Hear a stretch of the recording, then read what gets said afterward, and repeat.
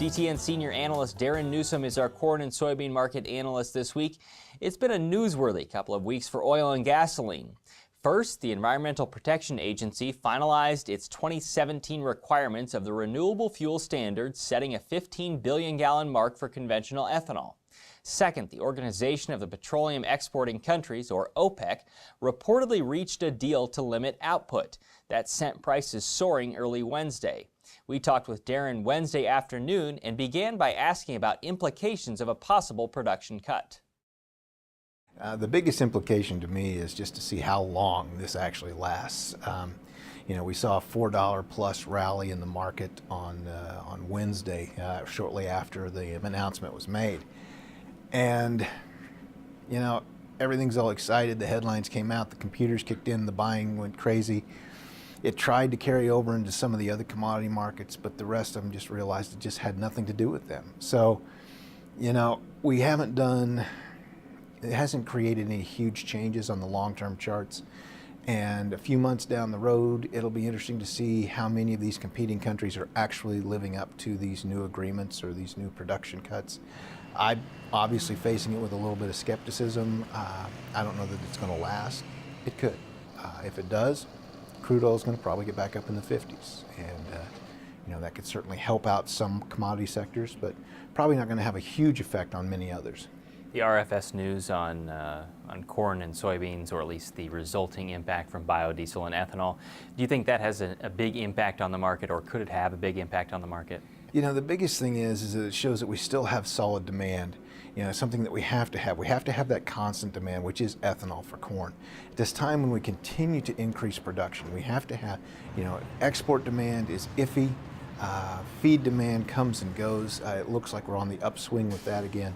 But ethanol demand has been constant. We have to have that. Now on the biodiesel side, it's really interesting. We've got a smoking hot global oilseed market right now, and this plays into that. We've got Malaysian palm oil just skyrocketing higher. We got canola going to new highs. It's starting to leak over into the bean oil market, and that could help support soybeans as well. Some of it's biodiesel, some of it's used, most of it's just used for food products and so on. So yes, I think that's going to continue to provide support to the market, but I think there's some outside things that are actually going to pull, that could actually have more influence on the bean complex. Can you describe more on the export market specifically for corn and soybeans, what it looks like?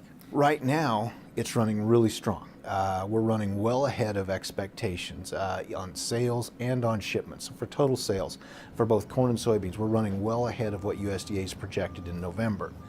Now the question I have is a lot of this being done, particularly on the sales side, ahead of the inauguration in January. Is there some fear out there among some of our key trading partners that things could change come January? Also, interest rates are going to start going up, almost guaranteed in December, and we're expected to see another 3-4 increases over the next year. That's going to make U.S. goods more expensive on the global market as well. So it just looks like we're seeing a lot of this buying now ahead of these sorts of things.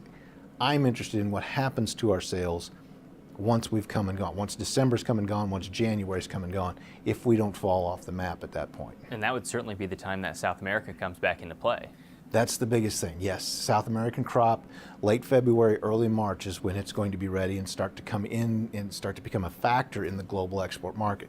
Now, one thing that could throw that off a little bit is if we have some weather issues in South America.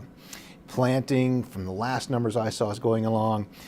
Most areas are running a little bit ahead of schedule, but it's always very dicey. We get into this time of year, weather becomes a key concern down in South America. And so there's going to be a lot of volatility over the course of the winter for that reason, because I think the world is counting on better production out, particularly in the corn market in Brazil this year. So this doesn't have to be completely reliant on U.S. supplies.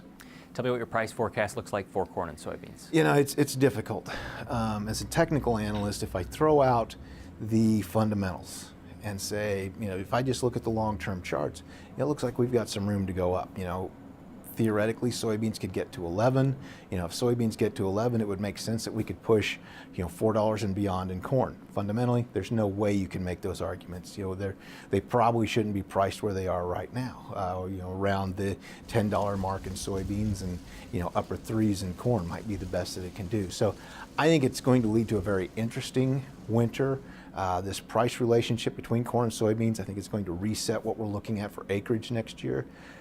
It's going to be tough, to really put your finger on a hard and fast price target. I don't know that you can do that. You're going to have to be able to move with the market. You're going to have to be very flexible. I think it can go up. I think we'll see some sort of winter rally. It's just going to be difficult to maintain any momentum because of the overall supplies. Will you talk more about that acre number that you said you think it could be the early thought is that we're going to see this large switch from corn to soybeans. Last year we added 6 million acres of corn after we already had too much corn from the previous year. So now we're sitting there staring at a 2.4 billion bushel carryout going into 2017-18. Or at least that's what's projected right now.